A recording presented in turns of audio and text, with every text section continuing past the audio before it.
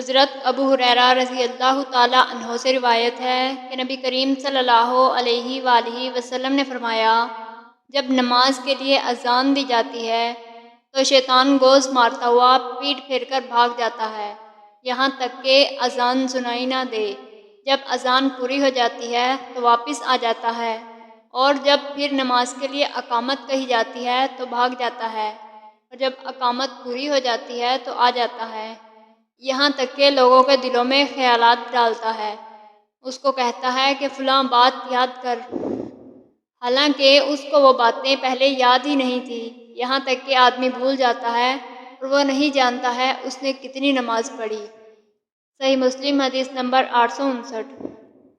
حضرت عائشہ رضی اللہ تعالی عنہا سے روایت ہے کہ میں نے رسول اللہ صلی اللہ علیہ وآلہ وسلم سے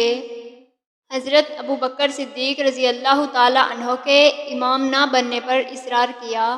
اور اس بار اصرار کی وجہ یہ تھی کہ مجھے اس بات کا خیال نہ تھا کہ آپ کے بعد لوگ اس سے محبت کریں گے جو آپ کے بعد آپ کی جگہ پر کھڑا ہوگا، لیکن میرے دل میں یہ تھا کہ جو شخص آپ کی جگہ کھڑا ہوگا